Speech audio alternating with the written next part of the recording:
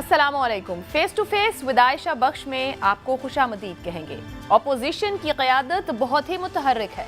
दावे जारी हैं कि अदम एतमाद की तहरीक पर मतलूबा नंबर हासिल कर लिया है, लेकिन इसके बावजूद अगर मगर चूंकि चुनाचे की सूरत हाल बरकरार है। इत्तलात हैं कि काफ लीग पंजाब की वजारत आला से कम पर समझौता करने को तैयार नहीं, और ये ऑफर अपोजिशन के बाद हुकूमत की जानिब से भी मिल चुकी है। और ये भी खबरें हैं कि मौलाना फजलुर रहमान और नवाज शरीफ के अलावा किसी को भी कबल अज वक्त इंतखाबात में दिलचस्पी नहीं है, क्योंकि सबका मफाद 1.5 साल इख्तिदार में है। ये बहुत बड़ा अदम इत्तेफाक हो सकता है जो अदम एतमाद को ही गहना सकता है। अहम सवाल ये भी है कि जब हुकूमत के नाराज अराकीन साथ हैं तो इत्तेहादी जमातों की सख्त शराइत ही क्यों? इन तमाम निकात पर आज के प्रोग्राम में गुफ्तगू करेंगे। साथ ही साथ ये भी डिस्कस होगा कि वजीर आज़म इमरान खान का दौरा रूस पाकिस्तान पर कलीलुल मुद्दत और लॉन्ग टर्म में क्या असरात मुरत्तब करेगा, क्योंकि वजीर आज़म के दौरे के साथ ही रूस के यूक्रेन पर हमले के बाद इस दौरे की अहमियत बढ़ चुकी है और ये कुछ हलकों की जानिब से तनकीद की जद में भी है। जो मेहमान आज प्रोग्राम में हमारे साथ मौजूद हैं, हुकूमत की नुमाइंदे नदीम कुरैशी साहब, मुस्लिम लीग नून से सेनेटर गौस मोहम्मद खान नियाजी साहब हमारे साथ हैं, पाकिस्तान पीपल्स पार्टी से सेनेटर सहर कामरान साहिबा प्रोग्राम का हिस्सा हैं। तीनों मेहमानों का बहुत शुक्रिया। नदीम कुरैशी साहब, आपसे आगाज़ कर लेते हैं। ये फरमाइएगा कि हुकूमत के लिए ये अपोजिशन की मुलाकातें कितनी परेशान कुन हैं, कितनी परेशानी में डाल रखा है आप लोगों को जिस तरह के बयानात आप लोगों की जानिब से आ रहे हैं? बिस्मिल्लाहिर्रहमानिर्रहीम। देखिए आयशा, दो राय इस पे हो सकती हैं। अच्छा, जो आम पॉलिटिकल वर्कर है पाकिस्तान तहरीक इंसाफ का या आम पाकिस्तानी है, उसको तो अब एक चीज़ पर यकीन हो गया कि इमरान खान साहब जो हमेशा कहते रहे कि पीपल्स पार्टी और PMLN बिलखुसूस, चूँकि ये लीडिंग पार्टीज थी पाकिस्तान में, ये 2 पार्टी सिस्टम था, ये एक ही सिक्के के 2 रुख हैं। ये एक दूसरे को सिक्योरिटी रिस्क करार दिया करते थे। इन्होंने एक दूसरे पर बड़े मेगा करप्शन के इल्ज़ामात लगाए और सबूत भी दिए, चूँकि इनको सारे चोर रास्तों का पता था। एक चीज़ बड़ी अब वाज़ेह हो गई है कि जो इमरान खान साहब कहते थे वो बिल्कुल ठीक था। दूसरा पहलू यह है कि जाहिर है हुकूमत अवाम के मफादात के तहफ़्फ़ुज़ के लिए सरगर्दा है। 1.5 साल ये जो कोविड की वजह से तमाम मामला डिस्टर्ब हुए, पूरी दुनिया लॉकडाउन में थी, प्रोडक्शन बंद थी, ट्रांसपोर्टेशन बंद थी, और पाकिस्तान जैसा मुल्क जिसकी इकॉनमी पहले से ऑलरेडी डिस्टर्ब थी, बिलियंस के लोन्स थे, बिलियंस के मार्कअप दिए जाते थे, लेकिन अल्लाह ने बड़ी ब्लेसिंग की कि हम उस फेज से बाहर निकल आए और नॉर्मल लाइफ की तरफ लौटने वाला हम पहला मुल्क था, एशिया का भी, साउथ एशिया का भी और शायद दुनिया में भी। तो मैं समझता हूँ अगर अपोजिशन जो कुछ अब करने जा रही है, एक तो ये PMLN अपने उस बयानिए के बिल्कुल अपोजिट चल रही है जो ये फरमाते थे वोट को इज्जत दो।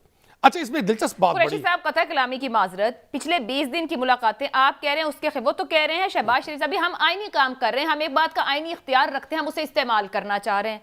ये आईनी इख्तियार है या नहीं है? दूसरा, ये जो 20 दिन में जिस कदर मुलाकातें हुई हैं उसने आप लोगों को कुछ तो परेशान किया है। आयशा, मेरी बात मुकम्मल होने दीजिएगा। एक तो आप अब इन लोगों से ये क्वेश्चन जरूर करें कि अगर ये आईनी इकदाम करने जा रहे हैं, बिल्कुल आइन इजाजत देता है वोट ऑफ नो कॉन्फिडेंस की, लेकिन साथ फिर ये उन इलेक्शन को जिनको ये RO का इलेक्शन कहते हैं, जिसके नताइज को तस्लीम नहीं करते और बड़े चबा चबा के ये सिलेक्टेड का लफ्ज इस्तेमाल करते हैं, क्या आप उस सारे सिस्टम को ये मानते हैं? एक तरफ ये कहते हैं कि जी ये लोग सिलेक्टेड हैं। अच्छा, हम में से अगर किसी शख्स से इनकी मुलाकात हो जाती है, वो पॉलिटिकल हो, जाती हो, हम एक पॉलिटिकल पार्टी है, डिफरेंस ऑफ ओपिनियन हो जाता है। किसी जगह अगर हमसे कोई शख्स नाराज होता है, ये फौरन उसके सर पे ऐसे शजरे सायादार बन के नमूदार होते हैं जैसे इनसे बड़ा उनका अजीज ही कोई नहीं है। सारी ज़िंदगी ये जहांगीर तरीन साहब से पिछले 8-10 साल, चूँकि मैं पार्टी का उस वक्त का हिस्सा हूँ जिसने सारा स्ट्रगलिंग फेज किया, और उसमें जहांगीर तरीन साहब ने हमें लीड किया है एज ए सीनियर लीडर। साल से तो आप लोग जहांगीर तरीन पर सितम ढा रहे हैं। मेरी रास्ता सुनिए ना। अच्छा, अभी मैं टीवी पर देख रहा था कि इन्होंने तरीन साहब को गुलदस्ता पेश किया, उनकी खैरियत दरियाफ्त की। अच्छा, मैं समझता था आप लोगों ने गुलदस्ता नहीं भेजा। देखिए, हम तो उनके साथ, हम तो उनकी खैरियत के हमेशा तालिब रहे हैं, हमने उन्हें हमेशा इज्जत दी है। मिजाज पुरसी करना या बीमार पुरसी करना दो मुख्तलिफ बातें ना। जब कोई बीमार हो तब हाल पूछा जाता है। अच्छा, मिजाज पुरसी में और हाल पूछने में अगर लालच कारफरमा हो, मैं तो समझता था कि शायद ये उनसे वो जो इल्जामात लगाया करते थे ATM नियत पे तो ना जाए ना। कुरैशी साहब, सिर्फ ये बता दें कि क्या वजीर आज़म इमरान खान या वजीर आला ने भी यहाँ से कोई गुलदस्ता भेजा उन्हें? अच्छा, आप एक बात बताएं, इसमें नियत बजाने की क्या बात है? बड़ी वाज़ेह चीज़ है। अच्छा, इन्होंने 3.5 साल फोकस किए रखा जहांगीर तरीन साहब को, पाकिस्तान तहरीक इंसाफ की कमजोर विकेट ये समझकर हमलावर रहे। आज वही तरीन साहब इनको बहुत अच्छे नजर आते हैं। मतलब ये आपके फोकस से आउट हो गए ये ना। देखे ना, चश्मे फलक क्या नजारा देख रही है। बिल्कुल सही कह रहे हैं। आम आदमी के लिए अब ये क्या मैसेज है। यू ऑन दिस पॉइंट कि अभी देखें कि जो हुकूमत के साथ लोग बैठे हैं वो फोकस हुए हैं ऑपोजिशन का, यानी कि सियासी चालें दोनों जानिब से बराबर मनाया भी जा रहा है, करीब भी लाया जा रहा है। नवाज शरीफ साहब ने जरदारी साहब को सारा इख्तियार भी दे दिया हुआ। सेनेटर गौस साहब ये फरमाइएगा कि ये जो मामले आपके हल हो रहे हैं, क्या नून लीग पंजाब की वजारत आला काफ लीग को देने को तैयार है, या आपके आने वाले इंतखाब के लिए जो आप चाहते हैं फौरी हो जाए वो मामला रुका हुआ है? मामला रुका कहाँ है आप लोगों के दरमियान? बिस्मिल्लाहिर्रहमानिर्रहीम। शुक्रिया आशा, आपने बात करने का मौका दिया। देखो जी, हम जमहूरी लोग हैं और अपोजिशन में जितनी पार्टी सारी जमहूरी पार्टी हैं, कब 30-40 साल से ये सियासत कर रही हैं और एक जिम्मेदार सियासी जमहूरी पार्टी है। अदम एतमाद को लाना वज़ीर आला के खिलाफ या वज़ीर आज़म का, वो हमारा हक है, हम उसको इस्तेमाल करेंगे। और जहाँ तक आज ये बात है कि चौधरी साहबान चाहते हैं कि वज़ारत आला उन्हें दी जाए, तो इस पे बात हो सकती है। जमहूरियत का तो यही हुस्न है कि जितने भी इख्तिलाफात हों, मकसद ये होता है कि सारी चीज़ें बैठ के हल की जाएँ। तो लेकिन जो इमरान खान साहब हैं, वो उनकी अनाहत नहीं है कि 3.5 साल में या पौने 4 साल में उन्होंने कभी अपोजिशन के साथ हाथ नहीं बढ़ाया। उसने कहा वो मैंने हाथ बढ़ाया तो ये तो मेरा बयानिया है वो गलत हो जाएगा। और कभी तक मतलब मुल्क में कई मुल्क ऐसे हालात है, मुल्क की बका का मसला था, जैसे इंडियन एयरफोर्स ने हमारी ये स्पेस की वायलेशन की, या उसके बाद अफगानिस्तान का मसला था या कोविड का मसला था, वज़ीर आज़म साहब ने कभी वो इस पे हमारे साथ नहीं बैठे। तो हम तंग आकर, जिसका मुल्क मुआशी बहरान में गिर चुका है। सेनेटर गौस हमने ये साहब, फैसला मैं तो किया है कि ऑपोजिशन का आपसी मसला पूछ रही हूँ आपसे। 3.5 साल में तो आप लोग एक नुक्ते पर इकट्ठा ना हो सके। मैं ये पूछ रही हूँ कि अब अदम एतमाद को लेकर और आपकी जो अगली प्लानिंग है उस पर कोई इत्तेफाक बन रहा है, या वहां फिर नून लीग के कोई ऐसे मसाइल हैं जो बाकी ऑपोजिशन साथ ना खड़ी हो पा रही हो, या आप उनके साथ ना खड़े हो पा रहे हो? मतलब मैं बात करते करते अगला 1.5 साल ना निकल जाए जो हुकूमत कहती है आपका। अच्छा, एक तो मैं आपको बात, ये अच्छी जो खबर है जो हमारे पोजीशन के लिए, कि पोजीशन के जो गवर्नमेंट की 2 इत्तेहादी पार्टी, यानी कि चौधरी बिरादरान, मुस्लिम लीग काफ और MQM, उन्होंने एक किया है कि हम हुकूमत से अलहदा होने को मतलब तैयार है, हमारे साथ बैठने को तैयार है कि हमें वजारत आला अगर दी जाए तो हम मरकज में एतमाद का साथ देंगे। तो ये सबसे बड़ी हमारी कामयाबी है। वो समझते हैं कि इत्तेहादी भी समझ गए हैं कि मौजूदा हुकूमत जो है वो डिलीवर करने में नाकाम हो चुकी है। खासतौर पर पंजाब में अब देखो हुकूमत की तरफ से इशारे हो रहे हैं कि ठीक है, अगर पंजाब में आप तब्दीली चाहते हो हम तब्दीली ले आते हैं, तो ये हमारी कामयाबी है। तो हमने हुकूमत की तरफ प्रेशर, पंजाब में तब्दीली हुकूमत लाएगी या तब्दीली आप लोग लाएंगे? नहीं, हम लाएंगे, लेकिन हुकूमत भी उनसे रब्ता कर रही है कि अगर पंजाब में तब्दीली चाहते हैं तो हम तब्दीली ले आते हैं। तो वो हमारे प्रेशर की वजह से है ना, ये अपोजिशन की कामयाबी है। और ये जमहूरियत ये तो जमहूरी तरीका है ना। अब आप देखो, लोग कहते हैं कि जी आपकी जितनी दुश्मनी थी चौधरी बिरादरान से, फलां से, आप चले गए। तो जमहूरियत में तो मिलते रहते हैं।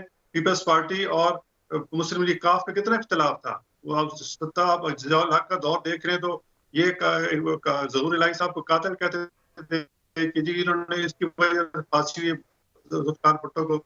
लेकिन आपने देखा कि डिप्टी वज़ीर आज़म भी रहे काफी अर्सा।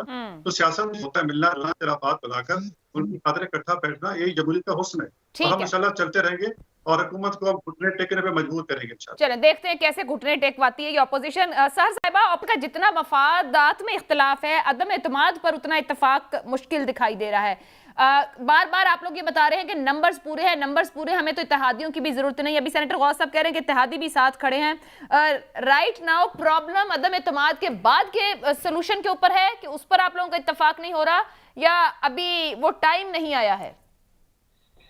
आशा, शुक्रिया। सबसे पहले तो मैं दिली अफसोस करना चाहूँगी, डॉक्टर अब्दुल हई बलोच के एक्सीडेंट में आज वफात हुई। एक बड़ा नुकसान पाकिस्तान की सियासत में। तो मेरी तरफ से जो है उनके लिए, उनकी फैमिली के लिए दिली कॉन्डोलेंस। इन्ना लिल्लाहि व इन्ना इलैहि राजिऊन। अल्लाह ताला उनकी मग़फ़िरत फरमाए, उनके दर्जात बुलंद करे।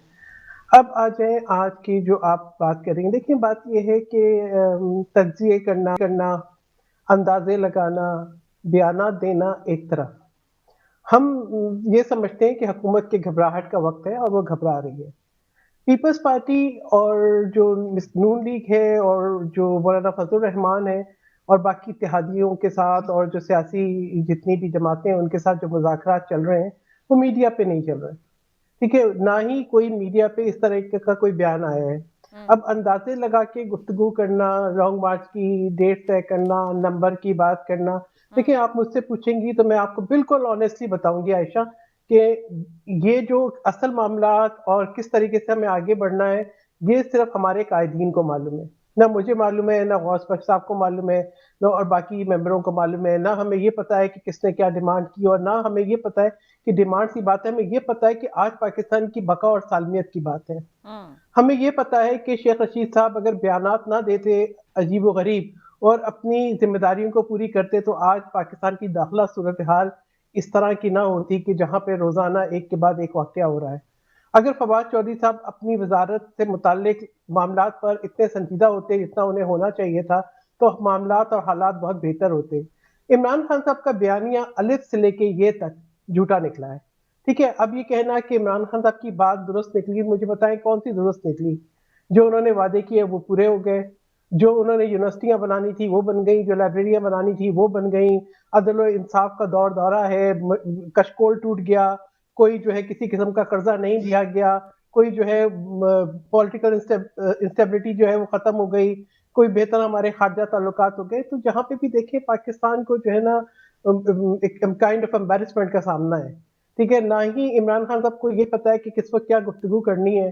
अगर वो इस वक्त में ऐसे वक्त में जबकि आलमी हालात जो है वो सर साहिबा, जरदारी साहब को जो लीड रोल दिया है नवाज शरीफ साहब ने, ये हालिया 20 दिन में जो उन्होंने एक्टिविटी की है, लाहौर से इस्लामाबाद 2-2 मुलाकातें, 3-3 मुलाकातें, मॉडल टाउन में मुलाकातें, बिलावल हाउस में दावतनामे, चौधरी बिरादरान के घर, कल मंसूरा में मुलाकातें, तो किसी वजह से उनको कोई जिम्मेदारी दी गई है। ये फरमाइएगा कि जरदारी साहब कितना फोर्स ही कर रहे हैं, या आप लोग पीपल्स पार्टी के जरदारी साहब अपने इस मिशन में कामयाब हो जाएंगे?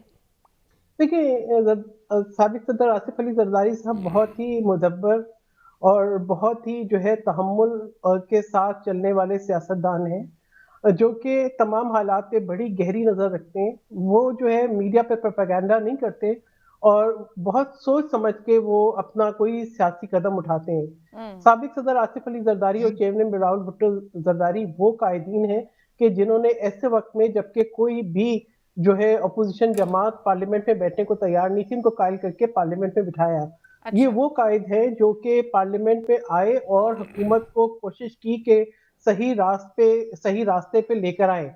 और आज भी जितनी भी कोशिशें हो रही हैं, आप किसी पाकिस्तानी से पूछ के देख लें, हम जिन आजमाइशों का सामना कर रहे हैं, आज जिस किस्म की जो है गवर्नेंस जो है वो नायाब है। सर साहिबा, मसाइल तो हर दौर की गवर्नेंस में रहे, चाहे पिछले 10 साल कुछ भी उठा ले, अभी मामला ज्यादा खराब हो गए, लेकिन ये कोई एक दिन की रखी ईंट नहीं है। ये फरमाइएगा कि ये जो सियासी खिचड़ी पकाई जा रही है इस वक्त, पीपल्स पार्टी का फोकस क्या है? आप लोग कौमी असेंबली में पहले वोट ऑफ नो कॉन्फिडेंस लाना चाहते हैं, पंजाब में लाना चाहते हैं?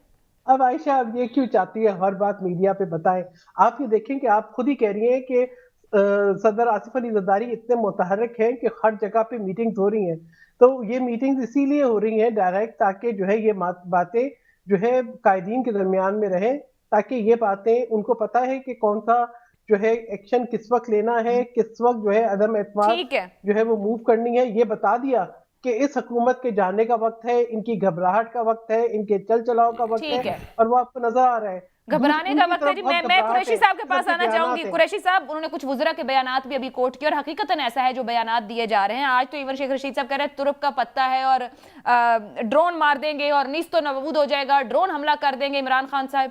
सर, कुछ तो घबराहट और परेशानी है जो आप लोग ड्रोन हमले मारने की बात कर रहे हैं या तुर्क के पत्ते छुपा के बैठे हैं। आपके इत्तेहादी इंटैक्ट हैं, क्योंकि जब मोनिस इलाही साहब वहां बयान देते हैं तो यहाँ पर जो आज ही एक वो भी जारी हुआ है शुजात हुसैन साहब का भी, और जो मोनिस इलाही साहब का बिलावल हाउस की मुलाकात के बाद जारी हुआ, उसमें पीपल्स पार्टी और काफ लीग एक दूसरे की क़यादत पर एतमाद का इजहार कर रहे हैं और कह रहे हैं कि परवेज इलाही और आसिफ जरदारी मुशावरत से लाहे अमल तय करेंगे। ये मैं वो खबर दे रही हूँ जो कि उनके एलामिया जिसको जारी किया गया था। तो क्या परवेज इलाही साहब आपके साथ मुशावरत कर रहे हैं इस वक्त या जरदारी साहब के साथ मुशावरत कर रहे हैं इस वक्त?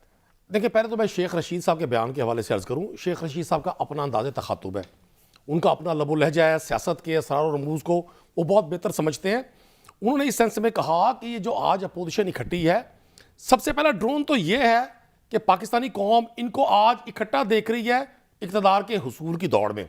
ये हुक्मरान रहे पाकिस्तान पे 35-40 साल तकरीबन। कलामी की बात मेरी सुनिएगा सर, एक सेकंड सर, थोड़ा सा आप ठीक कह रहे हैं, इनको इकट्ठा देख रहे हैं, बट उन्होंने ही इमरान खान जो MQM को कहते थे और मुस्लिम लीग काफ को कहते थे, उनको तो इकट्ठा देखा। सो ये इखलाकियात की तो हम बात ही ना करें सियासत में, क्योंकि सारे सब सामने आ चुके हैं। तो ये मफादात की सियासत है या कोई उसूली सियासत नहीं कर रहा है। आयशा, कतन आप इमरान खान साहब के स्ट्रगल को इनके साथ कंपेयर नहीं कर सकते। इमरान खान साहब पहली बार गवर्नमेंट में आए हैं, अच्छा। ये तो कई बार गवर्नमेंट्स में आए हैं। इन्होंने एक दूसरे को कैदो बंद की सोबतों में डाला और वहां एक दूसरे पर जिस्मानी तशद्दुद किए। इन्होंने कैरेक्टर असैसिनेशन एक दूसरे की हेलीकॉप्टर से इश्तहारात फेंकवाए, एक दूसरे को मिस्टर 10% और अली बाबा 40 चोर कहा, एक दूसरे को पेट फाड़ने की बातें की। आम बच्चा आज नौजवान क्या इमरान खान साहब भी आने के बाद और पहले वही कारण लटका देंगे, फेंक देंगे, कर देंगे बात, तो ये ना सर हमारी सियासत के आगे जा रही है। कुरैशी साहब, फिर आप जैसी बात कर रहे हैं। आयशा, मैं आपको एक अर्ज करूं, इमरान खान साहब ने एक स्टांस लिया 20 साल पहले और वो बिल्कुल आज कौम ने माना कि करप्शन के साथ कोई माशरा आगे नहीं चल सकता, इवन कोई घर नहीं चल सकता। आप जिस इदारे में बैठी हैं, अगर यहां का क्रेडिट डेबिट नहीं मिलेगा, ये कैसे चलेगा? बात कह रहे हैं। ठीक है, इमरान खान को लोगों ने वोट किया। आज क्या 3.5 साल में मुल्क में करप्शन कम हो गई है? थोड़ी सी कम हो गई हो, 1% कम हो गई हो, 1.5% कम हो गई हो। अच्छा, मैं गुजारिश करूं आपसे, जी करें। अगर ये सब कुछ इतना आसान होता और ये सब कुछ फौरी तौर पे हो जाएगा, तो ये मीडिया चैनल्स कैसे चलेंगे जी? गुफ्तगू हमारी सबकी कैसे होगी? अगर मेरी चोरी फौरन पकड़ी जाए और व्हाइट कॉलर क्रिमिनल से आप रिकवर फौरन सब कुछ कर लें, तो ये ट्रांसपेरेंसी इंटरनेशनल जो रिपोर्ट्स देती है वो सारी उसी परसेप्शन में देती है ना कि इस मुल्क का क्या हाल है। यही तो हम कहते हैं कि जब तक ताकतवर शख्स गिरफ्त में नहीं आएगा, जब तक ये लोग जो अरबों रुपए लूटने के बाद जब उन इदारों के हिरासत में होते हैं और ये विक्टी के निशान बनाकर मुस्कुराकर उस पूरे सिस्टम का मजाक उड़ा रहे होते हैं, इसी बात का रोना तो इमरान खान साहब रोते रहे। और मैं आपको गर्ज कर दूं, पाकिस्तान तहरीक इंसाफ की गवर्नमेंट, आपने इत्तेहादियों की बात की, अभी कुछ देर पहले PMLQ की ऑफिशियल स्पोक्समैन की स्टेटमेंट चल रही थी कि हम गवर्नमेंट के साथ हैं, हम गवर्नमेंट के साथ टेन्योर पूरा करेंगे। और ये हमें इस बात की फिक्र नहीं है, हमें इस बात की खुशी है कि ये अपोजिशन जो चौधरी परवेज इलाही साहब जब ओथ लिया स्पीकर का, मैं असेंबली का हिस्सा हूं, तो इन्होंने जो 2, 2.5, 3 दिन और फिर उसके बाद हर इवेंट पर जो ये बांसुरी वहां बजाया करते थे, सब इकट्ठे होकर चले इन्होंने ये कर लिया कि आप परवेज इलाही को सीएम पंजाब बनाने को तैयार है। सर, खबर है कि आप लोगों की तरफ से ऑफर किया गया है सीएम पंजाब का, एक अर्ज सुन ले, बनाने को तैयार है। एक अर्ज सुन ले, आप उस्मान बुज़दारी पंजाब के CM रहेंगे, आप भी इधर है, मैं भी इधर हूं, आने वाले वक्त का तो अल्लाह को पता है। सिर्फ एक मिनट की मेरी सुन ले, मैं इनसे एक रिक्वेस्ट करूंगा अभी सारी लीडरशिप से अपोजिशन की कि आप कम अज कम अब तय कर लें, जरदारी साहब और शहबाज शरीफ साहब और फजलुर रहमान साहब, ये जरूर तय कर लें कि ये आज के बाद इस कौम के सामने चीरने फाड़ने की, गर्दनें उतारने की, ये करदोगलू और अर्तुगल गाजी बनने की कोशिश नहीं करेंगे। अब ये एक दूसरे का एहतराम करेंगे। इन्होंने 30 साल इस कौम को जो मैसेज दिया, 30 साल जो एक दूसरे को ये तबर्रा करते रहे, इन्होंने इंटरनेशनली मीडिया हाउसेस इंगेज करके एक दूसरे की किरदारकशी की, पाकिस्तान का इमेज तबाह बर्बाद किया। चलिए ये आपस में इकट्ठे हो जाएं। सर, लेकिन आपके पास अभी भी वक्त है, आप हुकूमत में हैं, ताकतवर लोग हैं, आप लोग, हुकूमतें ताकतवर होती हैं। पंजाब और विफाक में, पनामा में तो एक Nawaz Sharif, Pandora, Swiss secrets भी आ गए। मेहरबानी करें, जाते जाते ताकतवर लोग लटका दें आप लोग, क्योंकि आप इख्तियार रखते हैं। एक ब्रेक लेते हैं, ब्रेक के बाद गुफ्तगू आगे बढ़ाएं।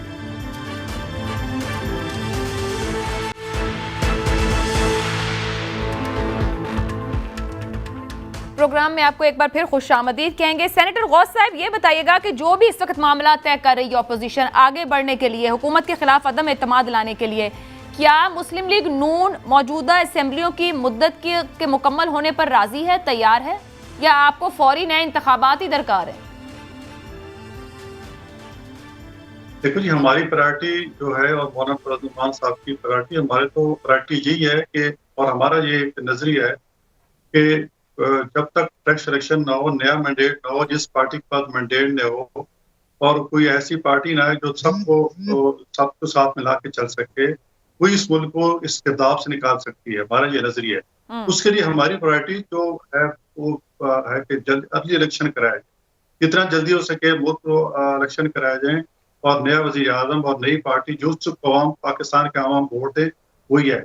लेकिन अगर बाकी हमने सबको साथ अपोजिशन को देकर चलना है, उसमें बारगेन हो सकती है, 2, 4 महीने, 6 महीने दिए जा सकते हैं, ये कोई मसला नहीं है। लेकिन हम तो जब अगर सड़कों पे आए तो हमारा तो सच्ची बात है कि हम तो चाहते थे कि ये सर, अगर 6-8 महीने ऐसे ही गुजारने हैं तो 1.25 साल 1.5 साल की हुकूमत है, इसको भी वक्त मुकम्मल करने दें।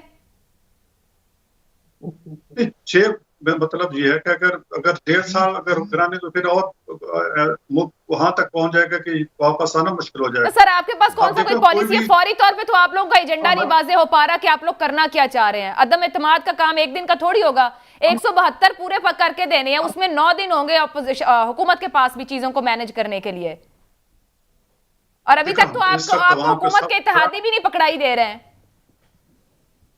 इस वक्त सबसे बड़ा जो मसला है वो पाकिस्तान में कि महंगाई, अवाम का मसला महंगाई है, और हम उसको खत्म, हम चाहते हैं मुल्क में गवर्नेंस बेहतर हो जाए, पंजाब की वजारत आला तब्दील हो जाए, चाहे नून को मिल जाए, चाहे जिसके पास भी हो।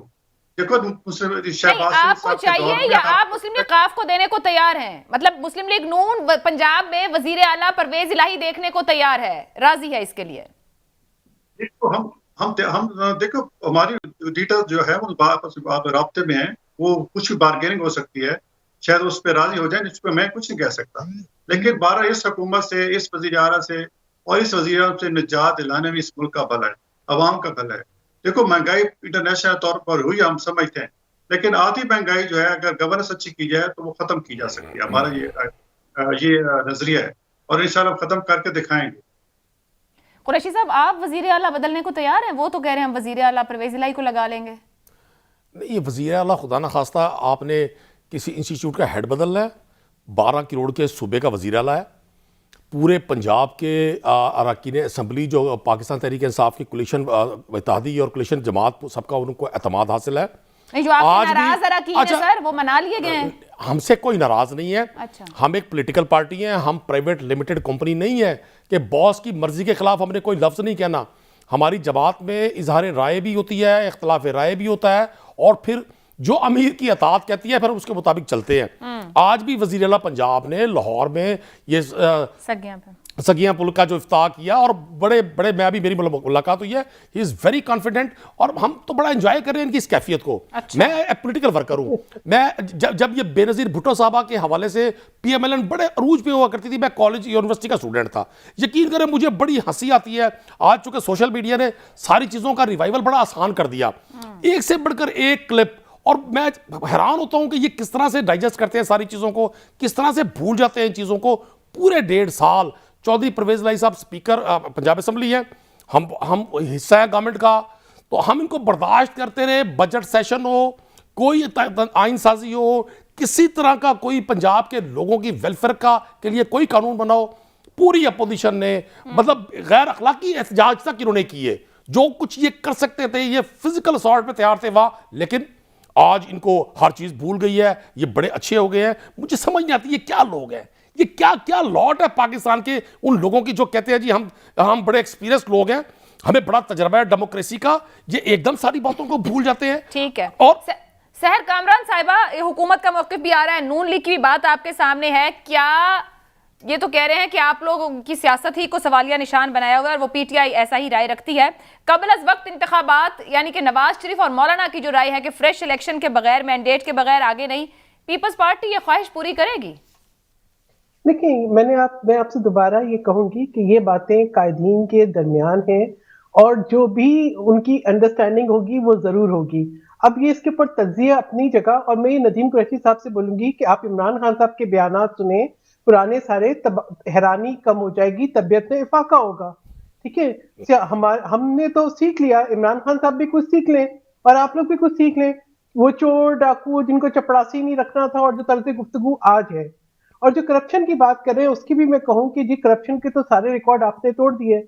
जिस तरीके से जस्टिस वजी ने बताया कि किचन कैसे चलता है, जिस तरीके से जो है आपके जो है वो अहमद जवाद साहब आश्कार कर रहे हैं करप्शन की कहानियां, जिस तरह से अकबर एस बाबर ने खोल दिया सारा पोल जो है फॉरेन फंडिंग का, जिस तरीके से आपके जो है इलेक्शन के दिनों के अंदर खुल के जो है आपके अपने जो ऑफिस बेयरर्स हैं, अपने जो आपके कायदीन है, उन्होंने खुल के बताया कि कितने कितने में आप कितने करोड़ों में आप टिकट दे रहे हैं।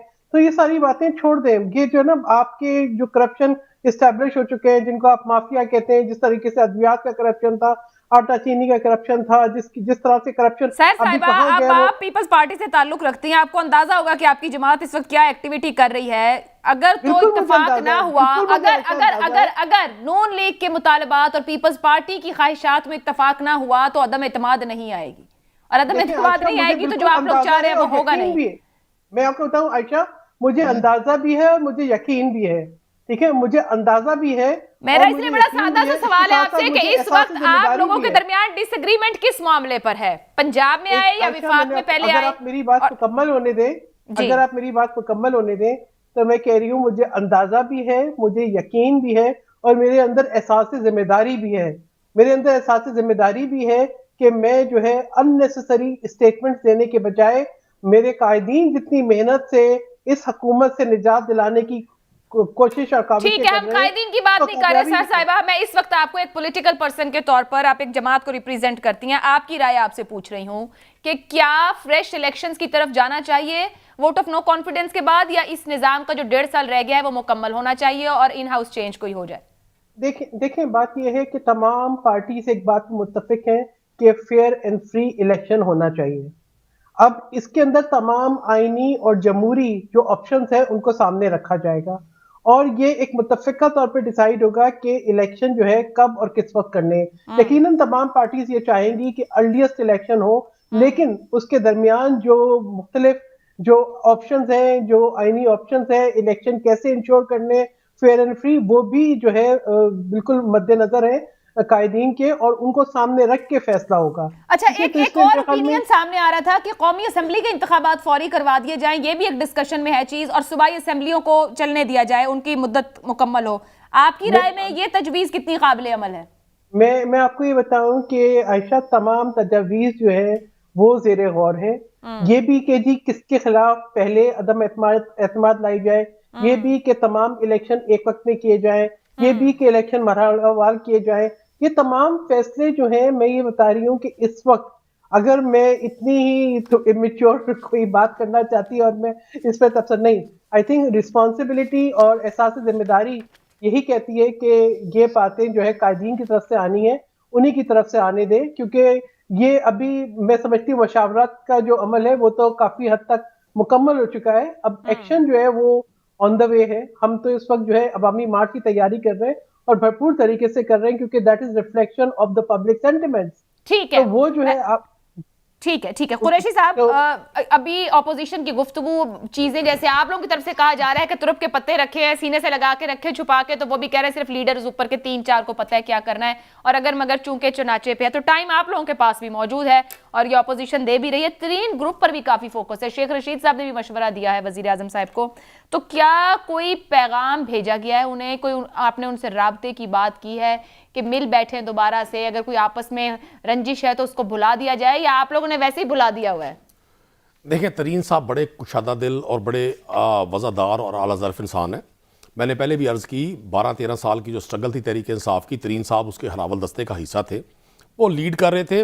उन्होंने आज तक एक भी बार ये नहीं कहा कि मेरा तहरीक इंसाफ से ताल्लुक़ नहीं है या मैं प्राइम मिनिस्टर इमरान खान के खिलाफ किसी मूव का हिस्सा बनूंगा। एक भी जगह उन्होंने नहीं कहा। ये इन्हीं की ना, इनकी कड़ी में उबाल आता रहता है। ये बेगाने की शादी में अब्दुल्ला दीवाना, तू कौन मैं खाम खा। मतलब इनको जब कुछ नहीं मिलता, कभी तरीन साहब की तरफ, कभी चौधरी परवेज लाई साहब की तरफ, कभी हमारे एमएनए एमपीए से राब्ते। भाई अभी मेरी बहन कह रही थी कि जी हम मेरी लीडरशिप ने बड़ी मेहनत की है, अभी सार बीबी ने कहा ना बड़ी मेहनत की है। भाई इतनी मेहनत आप सिंध के चूहों पे कर लेते, वो गंदुम तो अरबों रुपए की खाते वहां पे। इतनी मेहनत आप कश्मीर से लेकर हैदराबाद तक जो अंधेरे में डूबे हुए सिंध के जिले, कस्बे और देहात हैं, जो 2022 में भी आज 1820 का मंजर पेश करते हैं, इतनी मेहनत आप वहां कर लेते हैं। कराची जो कचरों का शहर बन गया, जहां आज भी कराची का आम शहरी बुरे बुरे हालात में है, आम शहरी साफ पीने के पानी से महरूम है, आप 13 साल से वहां हैं, आप गुड गवर्नेंस की बात करती है। यह क़यामत की निशानियों में से एक निशानी है। और अगर पीपल्स पार्टी की लीडरशिप करप्शन की बात करती है, यकीन करें मेरा दिल चाहता है मैं अस्तगफिरुल्लाह पढ़ूं। ये करप्शन की बात कर रहे हैं, मतलब शर्जील मेमन, निसार मोराई, मुज़फ़्फ़र फैज़ टप्पी, ऐसे छोड़े ना, वापस अपने घर आ जाएं। आप लोग मुकम्मल एतमाद के साथ बैठे हैं कि तरीन साहब और उनके साथ जो 25-30 लोग मौजूद हैं वो इंटैक्ट हैं, आपको कोई खतरा नहीं है, वहां से कोई खदशा नहीं, कोई परेशानी नहीं है? देखिए आपके सामने अभी अगले 4-5 रोज में बात सामने हो जाएगी। 4-5 में क्या होगा? ये एक लॉन्ग मार्च इन्होंने कराची से शुरू किया हुकूमत के खिलाफ, एक पीटीआई ने शुरू किया है हुकूमत के खिलाफ। देखिए जाहिर है जब सिंध में मौजूद अरकान असेंबली को उनके लोगों के जायज हकूक नहीं दिए जाएंगे और बात डेमोक्रेसी के करेंगे और मार्शल्लाई अंदाज में वहां अरकान असेंबली पे हमले करेंगे। आपने देखा कराची में वज़ीर हाउस के बाहर क्या हुआ अरकान असेंबली के साथ, किस तरह उन पर तशद्दुद किया गया, एमक्यूएम के लोगों पर किस तरह तशद्दुद किया गया। तो वहां लोगों ने रेजिस्ट तो करना है, क्योंकि ये मुनाफिकत वाली फिर पॉलिटिक्स आपको तो होती है। चलेगा। मेरा सवाल आपसे था, ये ना जी। हो कि आप लोग जो कह रहे हैं 2-2.5 साल से बार बार कहते हैं हमने कुछ किया नहीं। वो एक कहानी थी छोटे होते पढ़ते थे, शेर है शेर है, और वाकई अदम एतमाद ना आ जाए और आपको आपके घर के नंबर पूरे ना मिले, मतलब कि आयशा मैं देखिए मुज़्ज़ार साहब के पीछे खड़े हैं ना आप सब लोग। आने वाले कल का तो अल्लाह को पता है। जब तक इमरान खान का एतमाद हासिल है उस्मान बुज़दार साहब को हम डट कर खड़े हैं, और बिलखुसूस हम जैसे लोग जो तहरीक इंसाफ की ए टीम है, हम तो आज भी फ्रंट फुट पे हैं। मैं तो मुंतज़िर हूं कि ये अपनी बिल्ली को थैले से बाहर तो लाएं। ये गरीब की बात करके और अरबों रुपए के डिनर जो उड़ा रहे हैं रोज, ये 30-30 40-40 खानों की जो डिशेस बनाकर ये एक दूसरे को पूरी कौम के गरीब का मजाक उड़ा रहे हैं। ये लोगों से कहते हैं कि जी हम गरीब की बात करते हैं, और ये करोड़ों की लैंड क्रूजर्स पे रोज जो इकट्ठे होकर साजिशें कर रहे हैं, इनको पता लगेगा कि लोग इनके साथ नहीं है। ये अंदाजा नहीं है इनको इस बात का। एक ब्रेक लेते हैं, ब्रेक से वापस आएंगे तो सेनेटर गौस साहब से पूछेंगे कि शहबाज पीपल्स पार्टी तो वजीर आजम बनाने को तैयार है, तो क्या अगले 1.5 साल के लिए खुद मुस्लिम लीग नून तैयार है? इस ब्रेक के बाद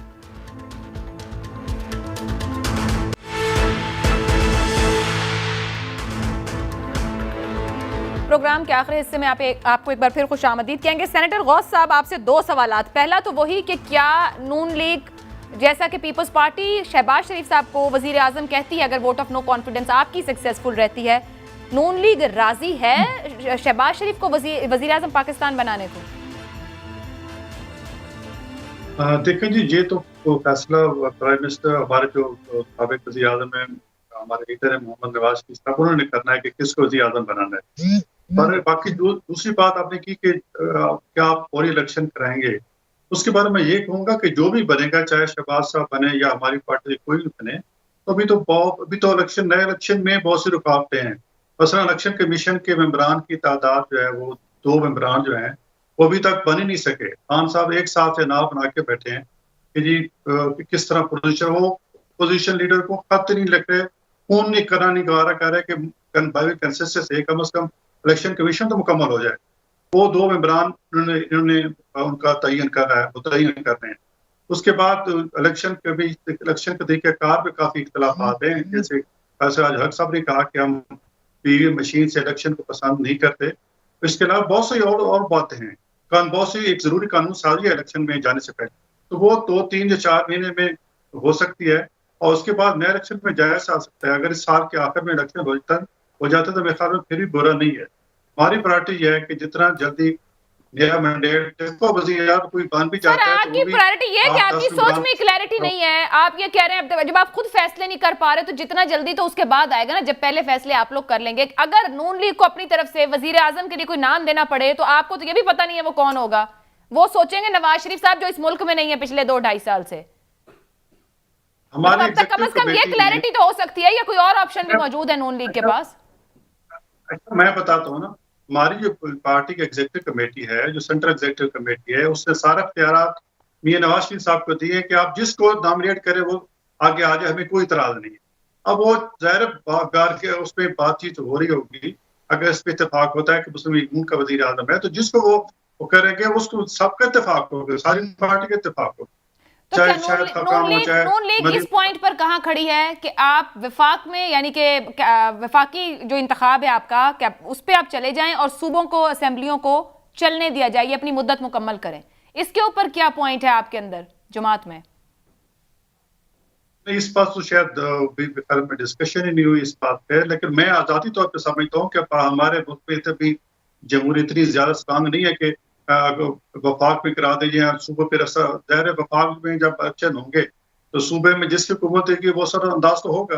तो ये इलेक्शन मेरे ख्याल में मेरे ज़ाती तौर पर सोचता हूँ पार्टी जो फैसला करती है वो पार्टी करेगी, लेकिन मैं कहता हूँ कि ये तरीका, मेरा ज़ाती ओपिनियन ये है कि ये इस तरह नहीं होगा। इलेक्शन होंगे तो सारे मुल्क में होंगे और कौमी और सूबाई असम्बली सब के होंगे, तब जाके कोई रिजल्ट निकलेगा इसका। ठीक है, अब लास्ट में इस पॉइंट पर आती हूँ क्योंकि ऑपोजिशन अपने आप को कामयाब ही समझ रही है और हुकूमत कह रही है कि वो नाकाम ही होंगे। तो सेनेटर सहर साहिबा, अगर आपकी वोट ऑफ नो कॉन्फिडेंस नाकाम हो जाती है, किसी भी बायस आपका अदम एतमाद आगे नहीं बढ़ पाता, आप लोग एक दूसरे पर ही एतमाद नहीं कर पाते हैं, नाकामी से 2-4 हो जाएंगे, तो फिर क्या होगा?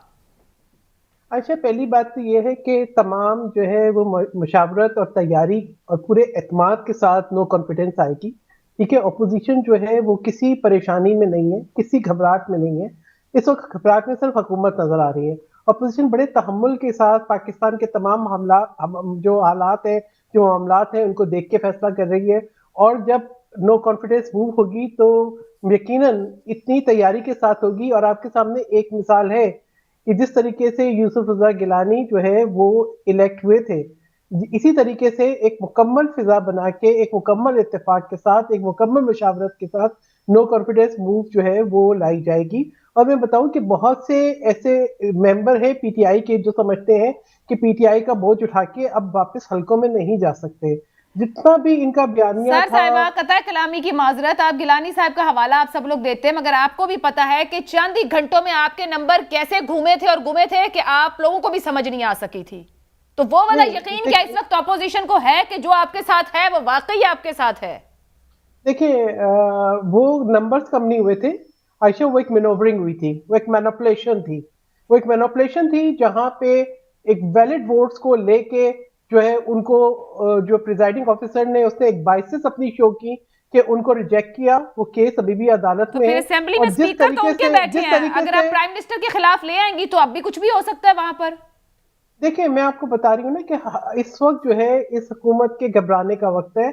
और इस वक्त तमाम जो पिछले जो भी मामलात थे उन सबको मद्देनजर रखा है। इसीलिए इस दफा जो मामलात हैं वो इस तरीके से हम मीडिया पे डिस्कस नहीं कर रहे हैं। इसलिए इस दफा जितने भी मामलात हैं वो इंतहाई जो है वो तरीकेकार को सामने रखते हुए तमाम पहलुओं पे गौर करते हुए तय किए जा रहे हैं।